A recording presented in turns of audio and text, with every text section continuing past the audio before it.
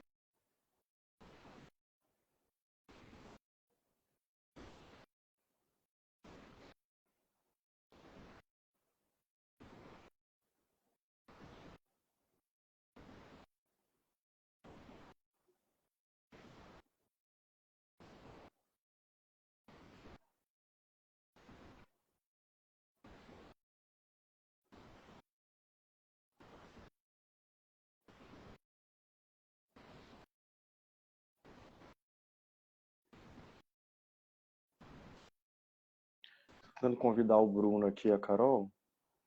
Tá. A Carol tá entrando aqui.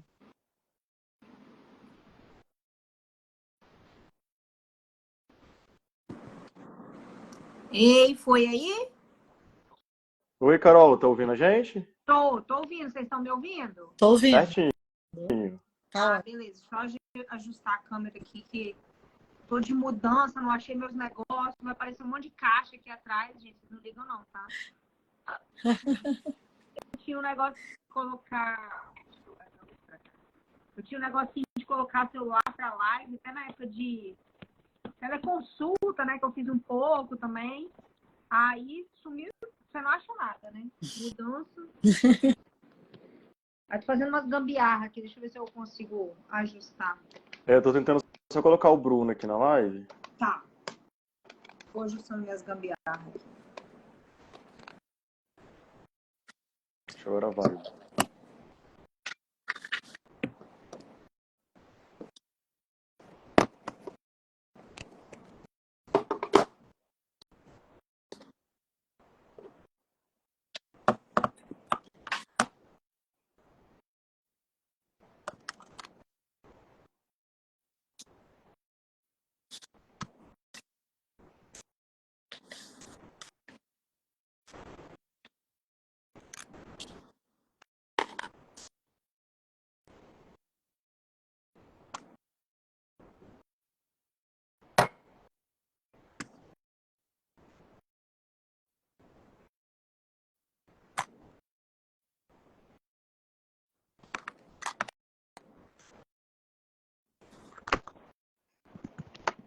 Tô vendo aqui que o Bruno tá com problema no dele.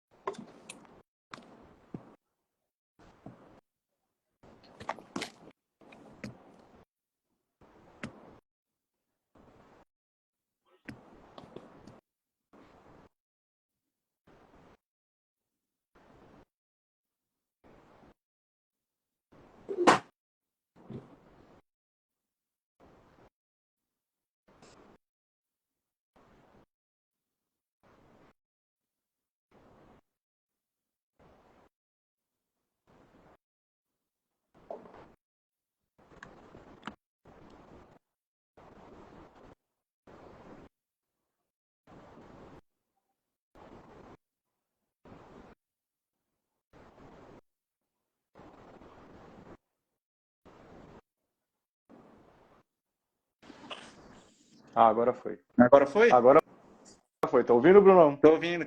Oi, pessoal. Olá. Oi, Boa oi. Ei, noite. boa noite. Tudo Boa bem, noite. certinho. Sou bem noob nessas coisas aqui também. Eu acho que eu nunca participei de live aqui agora. Eu tô aprendendo agora aqui com vocês. Não, tranquilo.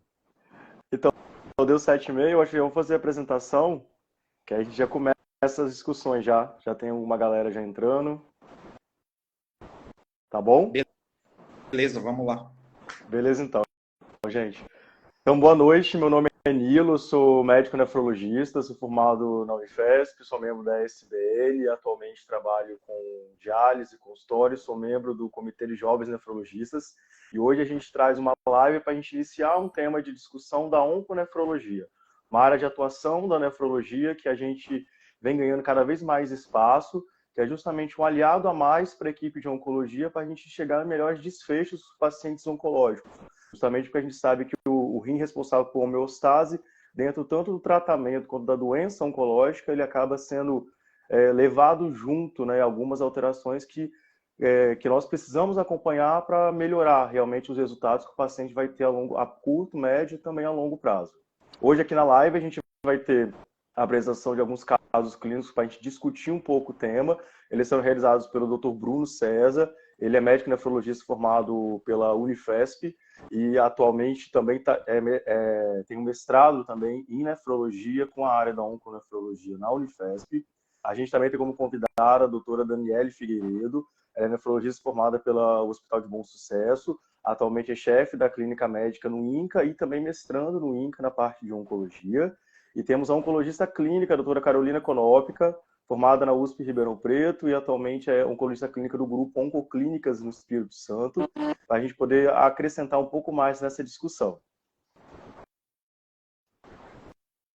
Pode ficar à vontade, Brunão, para a gente começar. Vamos lá, então. Então, gente, a gente vai tentar abordar aqui dois casos que são corriqueiros aí, da enfermaria com paciente oncológico e que a nefrologia acaba sendo acionada, né? Então, o primeiro caso que eu vou falar foi um caso de um paciente de 67 anos.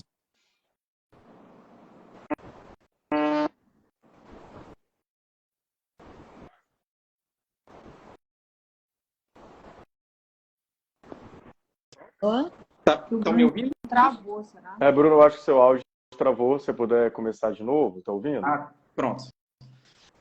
Então, o caso 1, pessoal, é um paciente de 67 anos que tem como comorbidades hipertensão arterial.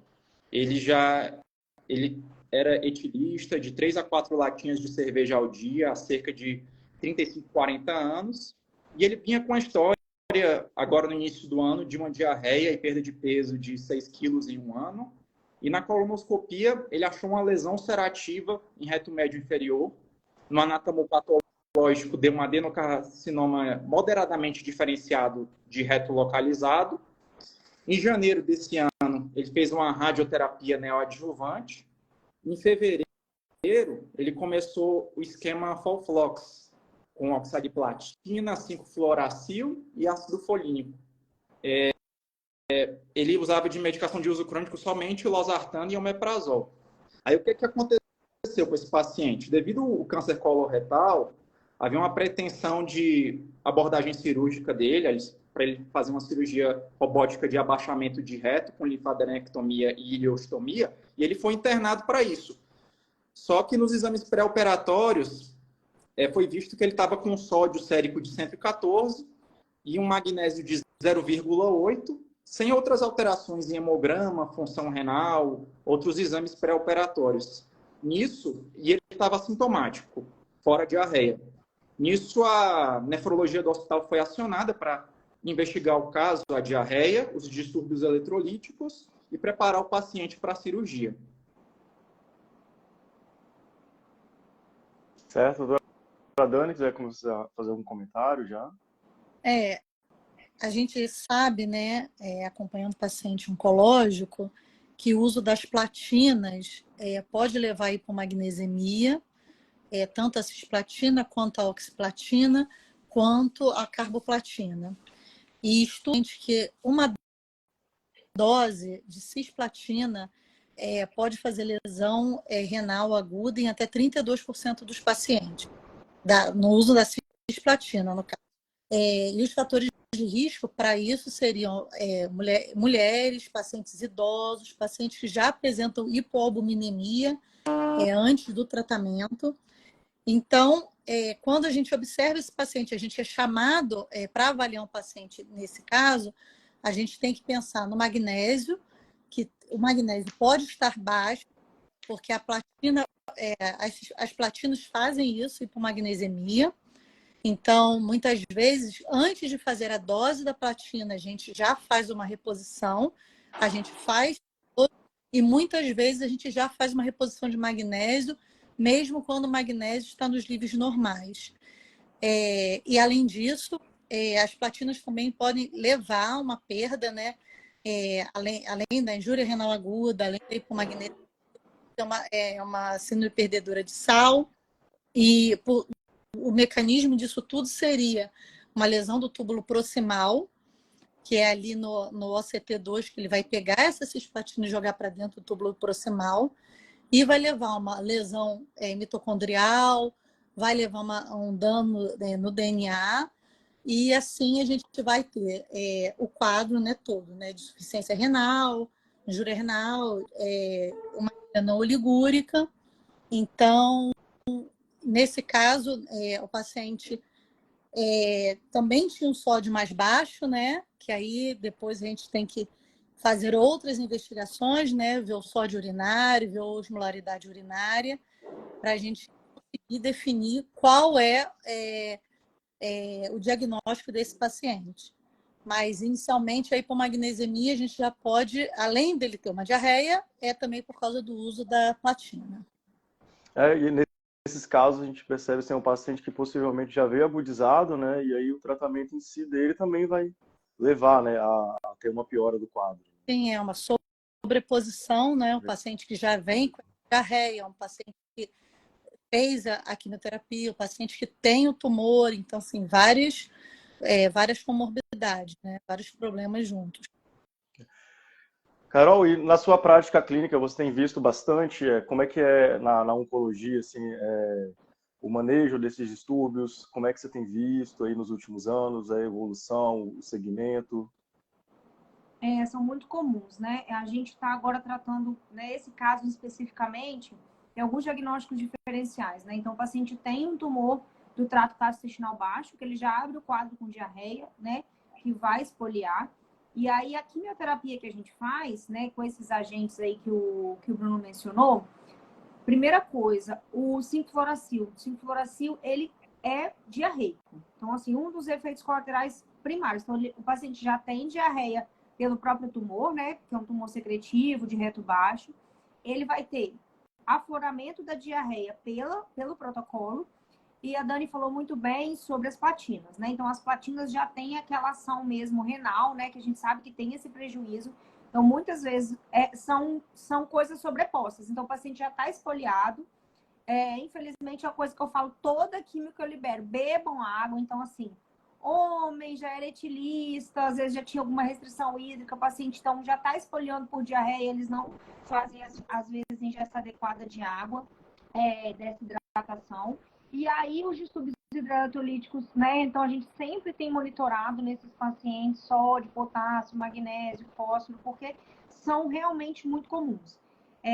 O que às vezes a gente tem até pedindo uma dica para vocês, dificuldade de repor ambulatorialmente o magnésio, né? Às vezes a gente tem que mandar manipular, porque o pidomag é difícil de achar, mas mais comum também, como a Dani falou, na cisplatina, né? Que é uma platina que ela é mais ativa, sobrecarrega mais, então geralmente a gente faz mais para pacientes de cabeça e pescoço, às vezes pulmão.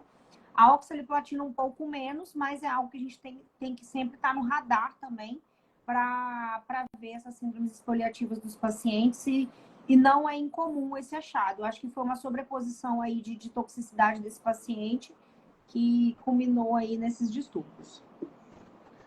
E Dani e Bruno, como a Carol falou, acho que essa questão das reposições, né, na parte ambulatorial é uma coisa bem interessante mesmo, porque às vezes como tem uma lesão de tão proximal, a gente tem não só hipomagnesemia, mas aí tem hipocalemia, hiponatremia, a gente tem hipocalcemia. Então, assim, na prática que vocês viram, o Bruno na parte de mestrado ambulatorial, você também ambulatorial da enfermaria, como é que vocês têm visto assim, o manejo dessas reposições, né? Que às vezes a gente faz uma parte venosa, mas depois um paciente que vai manter, às vezes, doses altas de comprimidos, né? Para a gente ficar repondo mesmo os eletrólitos. Sim, no caso específico desse paciente, que ele chegou com magnésio aí de 0,8, né? Ali no ambiente de enfermaria, a gente faz a reposição com sulfato de magnésio, e aí 1 a 2 gramas endovenoso, vai fazendo exame de controle para ver como é que está ficando, mas depois, assim que possível, a gente deixa a droga via oral.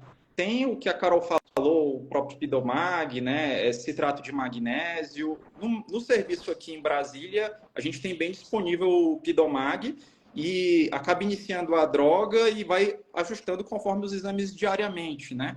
E aí, no caso dele, primeiro houve uma reposição endovenosa, até atingir um magnésio ali por volta de 2, e depois a gente iniciou o Pidomag, ficou com cerca de 2 cápsulas 3 vezes ao dia, e foi regulando bem o magnésio dele. Não sei se a Dani tem alguma outra...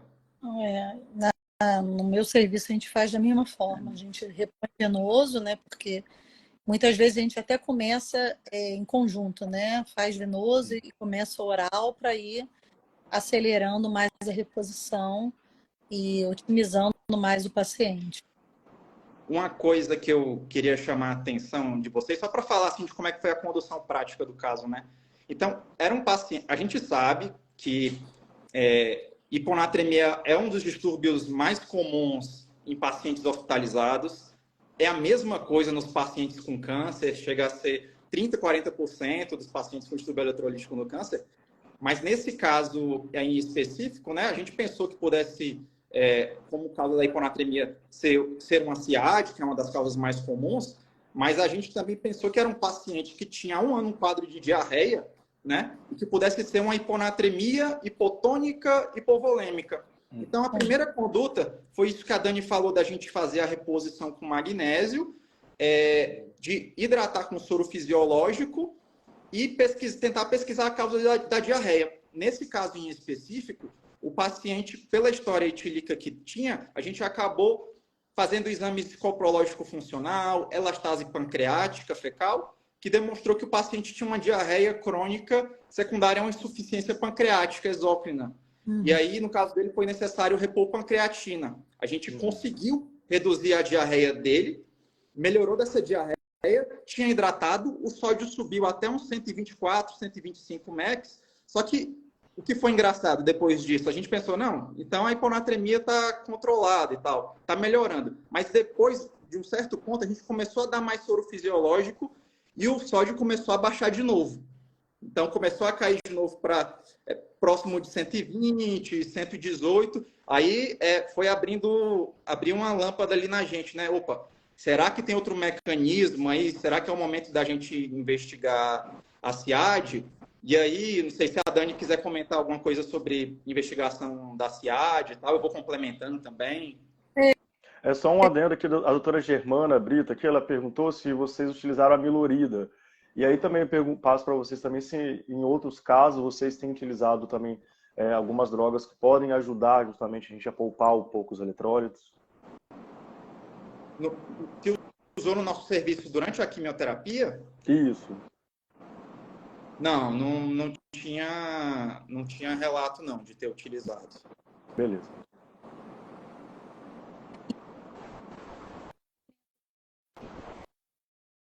Dani, a gente não está te ouvindo. O seu áudio falhou um pouquinho, Dani, nesse início. Se você puder só repetir. Como o Bruno falou, né, a partir do momento que que ele observou que o paciente com uma hiponatremia hipotônica euvolêmica, e depois o paciente ficou euvolêmico, né, e ele começou a pensar em CIAD, né, porque, teoricamente, esse hipovolêmico, o soro dele, ele ia euvolêmico, pode se normalizar, o que não aconteceu. Então, quando a gente faz a coleta urinária e da osmolase osmolaridade urinária que se mostram elevados, então a gente pode definir esse paciente como tendo uma SIAD. E o manejo no momento da SIAD é restrição de volume, porque não adianta você continuar dando volume e esse sódio, que nem o Bruno falou, cai ou não melhora. E muitas vezes a gente precisa repor o sódio mesmo nesses pacientes. E isso às vezes não é da platina, né? Pode não ser da medicação e pode ser apenas do tumor. Que aí a gente tem que aguardar como que a gente vai resolver a parte do tumor, a retirada desse tumor, para conseguir melhorar a SIAD totalmente. Uma coisa que chamou a atenção nesse caso aí, e que eu acho que é legal de falar, porque é uma coisa de dificuldade da prática que a gente tem. Como estimar a volemia, né? Então, sim, isso ao exame físico, é muito fácil quando a gente tem um paciente lá que está com mucosas desidratadas, aquele turgor de pele lentificado, que está taquicárdico, hipotenso. Os extremos são muito fáceis de serem avaliados, né? Ou o outro lado, hipervolemia, congestão pulmonar. Mas o meio termo, a gente tem até o ultrassom também, né? Outras metodologias, mas por isso que os próprios algoritmos de SIAD colocam outros instrumentos para ajudar a gente a estimar essa volemia.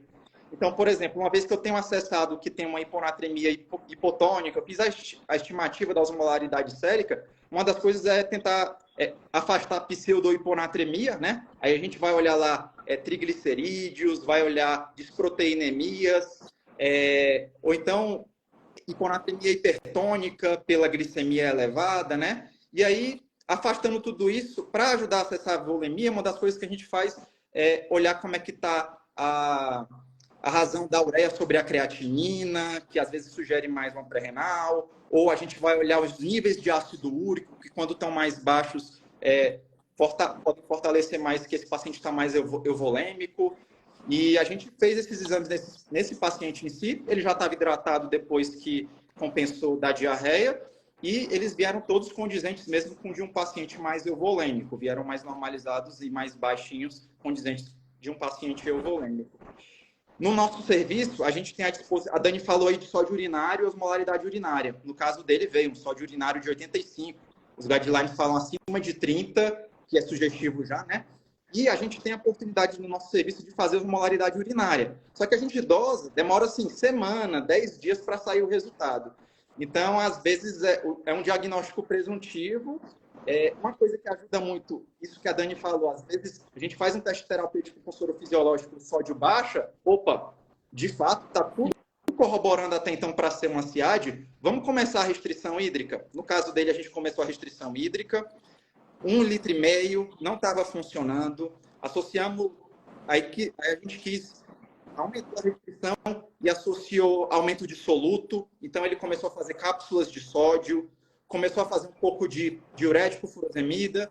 Estava até cogitando no momento de eu iniciar inibidor de SLGT2, que tem estudo mostrando que às vezes reduz um pouco mais o sódio nesses pacientes, mas aí ele conseguiu estabilizar no sódio ali por volta de 130 e ficou ok para ter o retorno ambulatorial, fez a cirurgia e para ter o retorno ambulatorial depois. E só para fechar assim, esse paciente, depois que fez a cirurgia de abaixamento de reto e retirou o tumor, 2, 3 semanas após, o sódio estava totalmente normalizado. Então, tem a hipótese da platina, mas isso que a Dani falou, apesar de não ser o tumor mais associado à SIAD, pode ter sido que o tumor de reto levou essa SIAD nele. Sim. E, além disso, acho que extrapolando um pouquinho agora para os tumores hematológicos, né, também tem outras drogas que a gente usa na hemato, como o ifosfamida, entre outros, que a gente sabe que também causam umas tubulopatias complexas, difíceis de manejar depois no ambulatório, né? Alguns casos já acompanharam, por exemplo, que realmente alguns da hemato sintam um desafio maior, porque é paciente que, quando às vezes faz uma hipocalemia, a gente vai aumentando a quantidade de reposição e tem umas que são bem difíceis mesmo e prolongadas, né? Não resolve tão rápido. Semanas a meses, né? Então, assim, é importante você ter falado isso, Nilo, porque a gente precisa usar o máximo de ferramenta que a gente tem, fazer as nossas urinas de 24 horas, as frações de excreção, mensurar bem as coisas, ter certeza de que a perda é renal, porque a gente vai ficar muito tempo dando um tratamento de suporte desse paciente. A gente não pode estar comendo bola de diagnóstico. Então, a gente descobrindo que a gente tendo segurança de que isso é do rim, que é da ifosfamida, que é da platina, que é de uma tubulopatia proximal, a gente sabe que às vezes aquilo dele vai ser autolimitado, mas que às vezes vão ser semanas, meses para aquilo melhorar, né?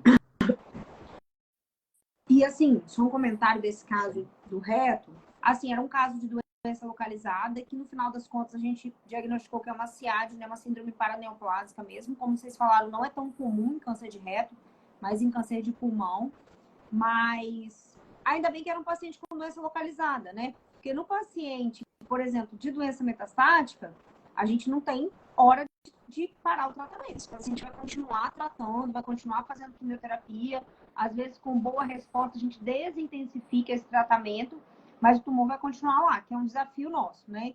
Então, assim, ele realmente resolveu, operou, tinha essa síndrome associada ao tumor que foi resolvido, mas esse desafio aí nos pacientes metastáticos que a gente não tem a possibilidade de exterminar totalmente o tumor, né? Então, é uma coisa aí, é sempre como o Bruno falou, um diagnóstico diferencial que tem que estar no nosso radar, né? Né, Carol, é importante, sim, como você disse, que eu acho que são pacientes que, às vezes, igual esses com metastáticos também, aí vem o papel do nefro justamente para trabalhar junto com o oncologista, né? De fazer esse segmento a longo prazo, de entender que a gente, não só o tratamento, mas a doença, né, vão ter suas intercorrências, e esses distúrbios eletrolíticos acrescentam muitos outros fatores de risco para outras questões, né? Tem muito paciente idoso, então a gente aumenta o risco de queda, aumenta outras coisas que vão estar juntos. Então, acho que aí esse trabalho junto, onco e nefro, se faz bem importante nesse acompanhamento a longo prazo também deles. Né? Vamos para o segundo caso, Bruno? Bora lá. Então, gente, segundo caso foi uma paciente lá do nosso serviço também. Já é um caso que a principal parte do caso aconteceu já tem um tempinho, né? Uma paciente de 76 anos, ela tinha de comorbidade uma cirrose hepática por hepatite B, mas só assim, era Child A ainda. Ela tinha hipertensão arterial, uma asma controlada, utilizava de modo domiciliar hidroclorotiazida, pregabalina, escitalopram, salbutamol SOS e somente. E aí, em 2017, ela teve diagnosticado um hepatocarcinoma de estágio intermediário, estágio B, pelo estágio de Barcelona. Foi feita ressecção, ela conseguiu passar muito bem um bom tempo com controle adequado da doença, e em novembro de 2021 ela teve um aumento da alfa-fetoproteína, apareceram 3 novas lesões hepáticas, ela fez abilação por radiofrequência. Em janeiro de 2022 ela teve progressão de doença óssea, foi iniciado um esquema com atezolizumab associado a bevacizumab, e em maio de 2022 ela seguia tendo progressão de doença local e óssea, foi feita uma radioterapia lombar na lesão que ela tinha, e além disso foi iniciado o lenvatinib para ela, 8 miligramas ao dia. E aí a paciente entrou em maio desse ano no hospital com um ganho de 8 quilos de peso em apenas assim, 10 dias, foi bem rápido, dispneia aos esforços, ela tinha um aumento da pressão arterial, nível pressórico de 180 por 100 milímetros de mercúrio, e no exame físico chamava atenção estertores em terço médio, um edema de 3 em 4 cruzes de membros inferiores, e um AAS, um urina 1, que tinha 4 cruzes de proteína, e na hora que foi feita a urina de 24 horas, dava 3,7 gramas em 24 horas. Ela tinha uma albumina normal e lipidograma também sem hiperlipidemia. Não tinha alteração de função renal. Nesse contexto dessa hipertensão, congestão pulmonar e proteinúria, a nefrologia foi acionada para a investigação do caso. Dani, você quer começar a comentar? Então, a gente observa que muitos pacientes, né, que utilizam os anti-VEGFs, eles podem ter hipertensão e proteinúria. E a gente vê que no caso do levantinib, até 70% dos pacientes, em alguns estudos, mostram que eles podem apresentar hipertensão. E 11% proteinúria não nefrótica. Então, eu acho que nesse caso o causador disso tudo foi o levantinib, e isso pode acontecer em pacientes que já usaram, pacientes idosos, né, acima de 60 anos, que já têm hipertensão prévia e que já usaram anteriormente ou estão usando em concomitante mais de um anti-VEGF para tratamento. Então, a gente tem que ficar de olho, né, porque isso é comum, não, assim, não comum, mas isso pode acontecer nos pacientes, né, na hora que eles estão fazendo uso dessas drogas, e a gente tem que tentar fazer antihipertensivos para a gente melhorar o quadro do paciente. Normalmente, antihipertensivo, você tem alguma classe específica, Dani, que você prefere? Ou... Assim, nesse caso, eu faria um diurético, mas quando você vê na literatura, ele fala para fazer um BRA, um IECA, usar nitratos, usar amlodipina, ele fala para não usar verapamil, por causa de vasodilatação. Então, no caso, eu optaria por essas drogas. No caso dessa paciente, pelos estertores, por ela ter ganho de peso, aí acho que a furosemida, um diurético, seria essencial. Carol, você quer comentar um pouquinho também? É um caso bem interessante, né? Assim, o primeiro tratamento dela, que foi a tesolizumab e bevacizumab, né? O primeiro tratamento medicamentoso, até a gente fica mais atento à proteinúria, né? Principalmente em decorrência do bevacizumab, que é um anti-VEGF. Então, paciente mandatório aí fazer realmente, a gente acompanha pelo menos com EAS, função renal. Recentemente eu tive uma com o Nilo, né, Nilo, que veio um pouquinho de proteinúria, a gente estava fazendo exatamente essas drogas, juntamente com quimioterapia. E o levantinib, ele é um inibidor multiquinase, TKI. Ele tem essa ação do VEGF, mas ele também inibe outras quinases, né? Então, ele tem até uma abrangência maior. Mas é algo que a gente tem que ficar sempre atento mesmo. E, assim, quadros muito floridos como dessa paciente são raros, né? Assim, de chegar com essa descompensação toda. Muitas vezes a gente já começa também antihipertensivo no nosso consultório mesmo, o oncologista começa, né? Então, tanto a hipertensão quanto a proteinúria são alvos que a gente sempre tem que ficar atento, e principalmente aí das multiquinases, do anti-VEGF. Né? Porque a imunoterapia veio para ficar, né, Carol? Então a gente sabe que essas intercorrências vão acontecer, né? E o que eu perguntei até do antihipertensivo, que nesse caso nosso, a gente optou, ela não chegou a fazer picos hipertensivos na paciente, mas a gente acabou utilizando um BRA até como antiproteinúrico, que não era uma proteinúria tão elevada, e a paciente ainda ia seguir o tratamento. E, Bruno, mas pode ter uma coisa do caso também para você complementar? Só complementando assim, que a hipertensão nesses casos, né, tem o VEGF, né, que é o fator de crescimento endotelial, vascular, e quando a gente tem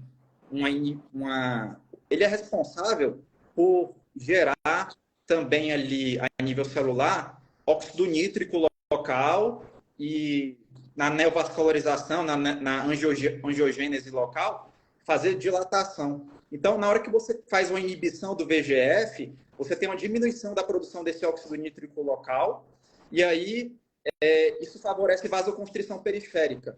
E, além disso, tem um aumento da endotelina 1, que também faz bastante vasoconstrição. Então, esses pacientes fazem muita vasoconstrição, e aí, por isso que é o legal de utilizar BRA e ECA, que vocês comentaram que utilizam nesses casos. Às vezes, antagonista do canal de cálcio, mas que nem a Dani falou, sendo amlodipino, né? Enfim, é mais apropriado. E uma outra coisa importante é que o VEGF ele é bem expresso no podócito, lá no glomérulo. Então, uma vez que a gente tem uma inibição da VEGF, tem vários, assim, de relato de literatura, a gente tem nas biópsias renais desses pacientes, a gente tem lesão podocitária, a gente pode ter lesão podocitária, pode ter doença de lesão mínima, apagamento de peticelo de podócitos na microscopia eletrônica.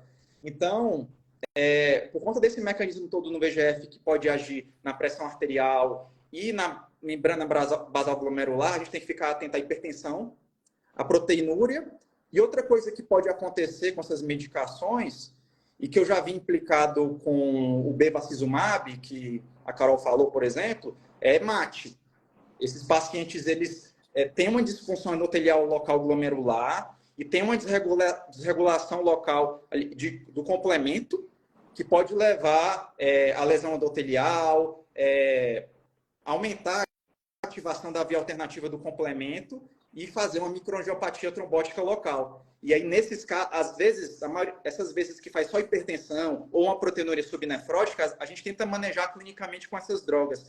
Mas uma hora que faz microangiopatia trombótica ou que faz uma síndrome nefrótica de fato, aí a gente tem que suspender a droga, né? Enfim, nesse caso em específico dessa paciente, por ela ter uma proteinuria nefrótica, apesar de não ter síndrome nefrótica, foi suspenso o levantinib pela hipótese principal e ter tido uma relação temporal importante. E a gente procedeu à biópsia renal pela proteinúria nefrótica.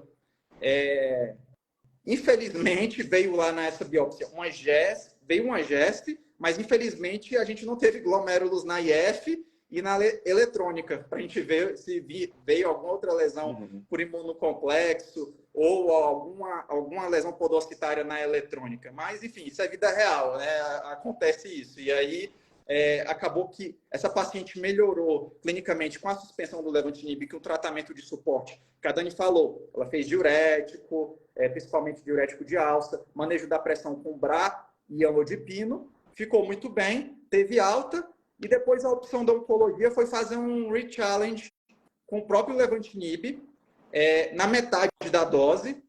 A gente fez isso que a Carol falou, de ficar monitorizando bem, frequentemente, EAS, urina 1, proteinúria. A paciente até reclamava comigo, doutor, eu vou ter que fazer sempre proteinúria de 24 horas? Não, vamos fazer uma proteína barra creatinina em urina isolada, que a gente já tem uma ideia, e se der alterada, a gente faz uma proteína de 24 horas para não dar esse trabalhão para a senhora, né?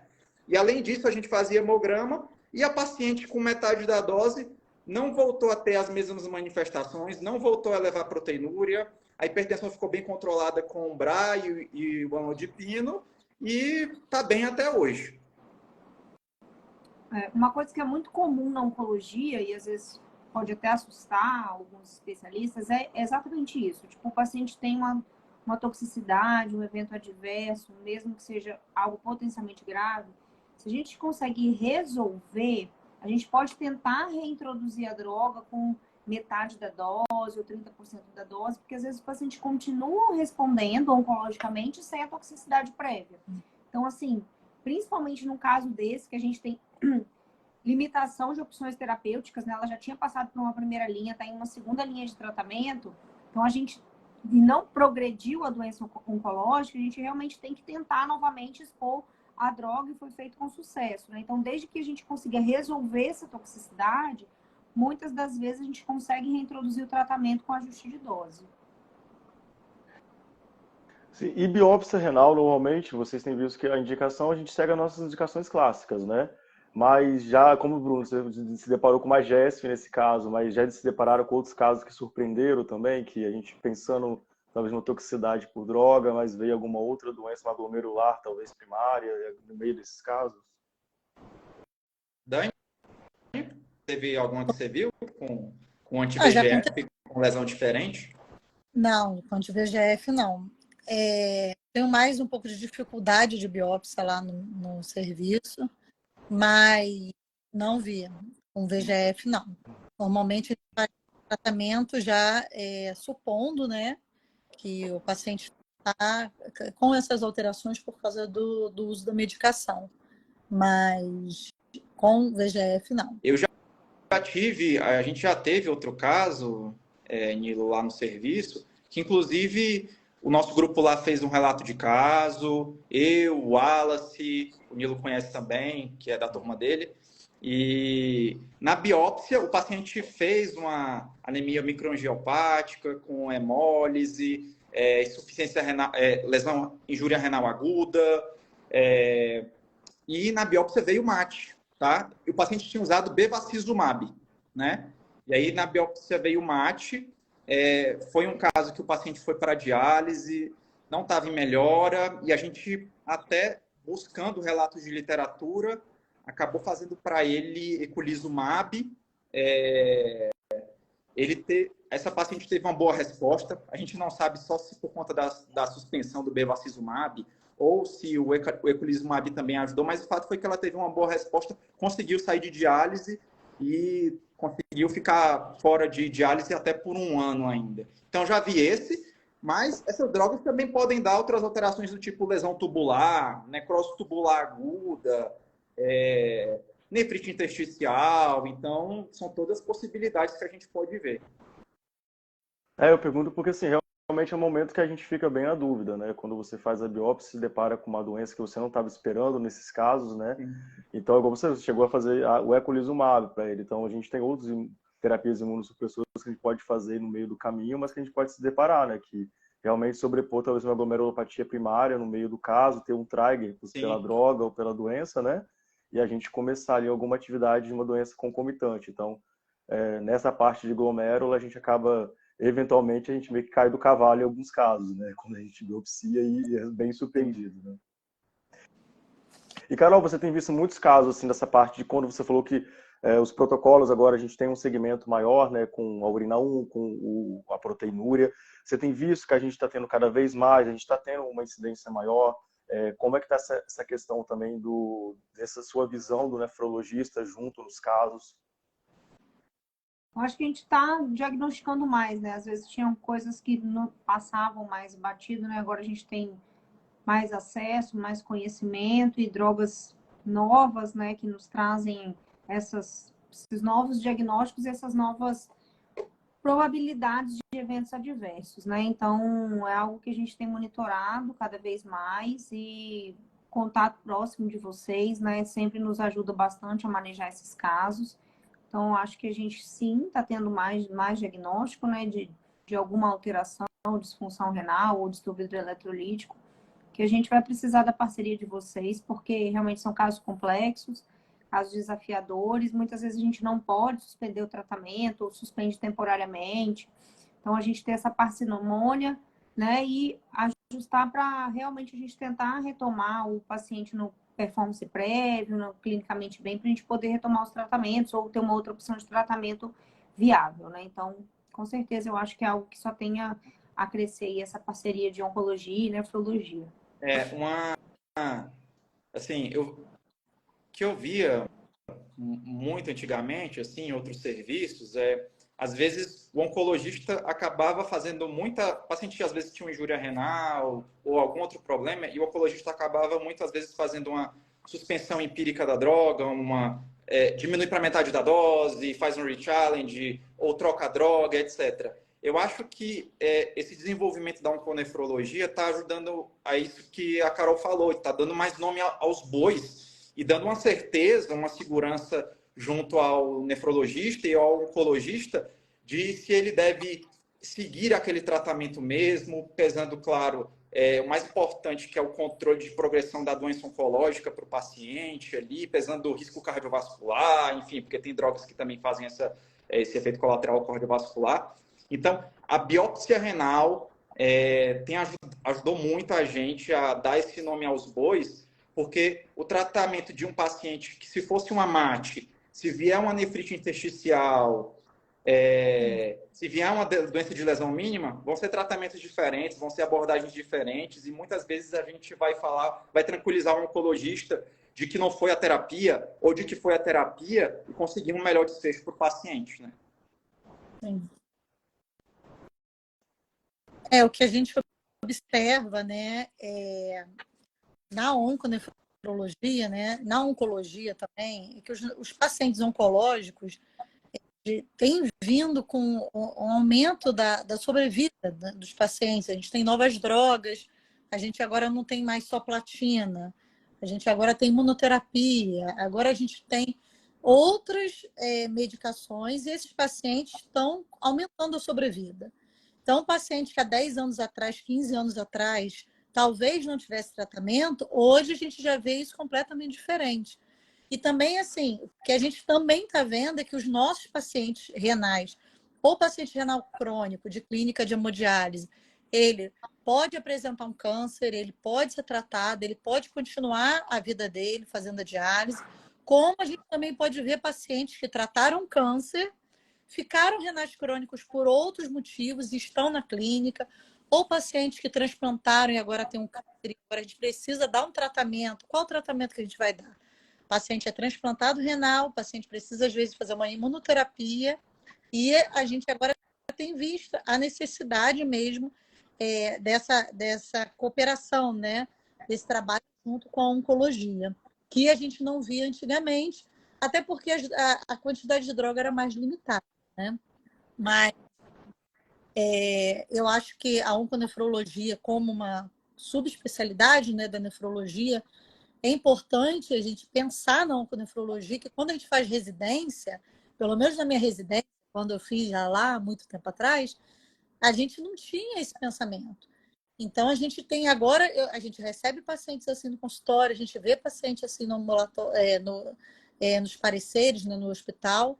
Então, é uma outra visão dos pacientes oncológicos, que a gente precisa estreitar junto com a ecologia, conseguir conversar também com o oncologista, entender um pouco de oncologia, que eu acho que também é um problema, eu não sei se a Carol concorda, a gente ficou muito tempo afastado da oncologia, né? A gente não tem esse know-how da oncologia, então a gente se aproximar também, conseguir conversar com o oncologista, conseguir conversar com o hematologista, a gente tem que saber também, a gente tem que se inteirar dessa parte, né? Para a gente poder ajudar os nossos pacientes. É exatamente isso que você falou, Dani. Se os pacientes estão vivendo mais, então as doenças crônicas estão se sobrepondo, né? Então, um doente renal crônico que vai diagnosticar um câncer, eu vou ter que tratar junto com vocês. É um paciente que tem uma doença oncológica e pode ter virado renal crônico, nada a ver com a doença oncológica, né? Um hipertenso crônico, um diabético crônico. Então, assim, essas doenças estão sobrepondo. E é aquilo, antes os pacientes, por exemplo, câncer de pulmão, a gente sobrevida de 6 a 12 meses. Agora a gente está chegando a 60 meses, 80 meses, paciente metastático. Então, são muitos novos desafios. Paciente transplantado renal que usa imunossupressor. Eu tenho imunoterapia, que é uma contraindicação junto com o imunossupressor, mas eu vou deixar esse doente sem tratar. Realmente a gente está, assim, é o mesmo paciente, porque nossos pacientes, as doenças crônicas vão se sobrepor em algum momento, né? Então, assim, eu acho que a gente está nas especialidades que mais o pessoal acha que é bicho de 7 cabeças, né? A onco e a nefro, que a gente fala grego ou russo. Mas é isso, é destrinchar, né? O que são as drogas? O que tem de novo, né? Porque muito da nefro ficava no passado, as platinas, que a gente ainda usa bastante, né? Mas hoje tem novas drogas, tem inibidores de tirosina quinase, tem os anti-VEGF, tem as imunoterapias, que é os inibidores de checkpoint imunológico. E a gente está à disposição para sempre estar conversando, explicando, lendo bula de remédio, porque a gente acaba que todo dia vendo isso mesmo e às vezes tem algumas medicações que são mais desafiadoras, as contraindicações, né? Essa questão de toxicidade, se aumentar, se zerar, a gente vai voltar. Benefício paciente, nossos pacientes estão vivendo cada vez mais e com qualidade de vida, e eu acho que o objetivo final é esse. Realmente, a onconefrologia, como a gente chama a área de atuação da nefro nova, quando a gente vai ver em PubMed, publicações, a gente percebe, como o Bruno falou, que é difícil, às vezes, você achar na literatura alguns casos, né, para a gente tentar ver um substrato de experiência de outros serviços, mas pelo menos aí nos últimos 4 a 5 anos a gente percebe que aumentou muito a quantidade de publicação, porque realmente são áreas de interesse afins que estão começando a trabalhar mais, né, mais juntos. E como a Dani falou, a gente tem que, o nefrologista agora que atua principalmente próximo desses pacientes, tem que lançar a mão de ter maior conhecimento da parte farmacológica também, de todos esses medicamentos, arsenal terapêutico que a onco está tendo, porque a cada vez a gente tem novas drogas que, às vezes, nesse primeiro momento ainda não surgiram grandes decorrências, mas naquele fase 4 ali que já está no mercado, vão começar a surgir. Então, daí esse monitoramento e a mensagem da reavaliação sempre, né, desse monitoramento do paciente, que algumas coisas não surgiram até então, mas a gente vai ver aí nos próximos cenas. Como a Carol mesmo falou, essa paciente que a gente acompanha em conjunto é uma paciente metastática que já está há meses, né, com neo de pulmão, há meses fazendo tratamento e a sobrevida é totalmente diferente. Então, a gente vai ter que realmente se juntar para manejar em conjunto, né, todos eles. Gostaria de agradecer. 4 anos ela está, né? Ela está metastática, a sobrevida dela atual 4 anos. Exato, então é totalmente 4 fora do que a gente anos de imaginaria. Fora da curva. câncer de pulmão metastático, entendeu? Isso aí. É o que a gente está vendo cada vez mais. Então, vamos, né, acompanhando aí. Eu Eu queria gostaria. falar um pouco do Oi, Dani. comitê.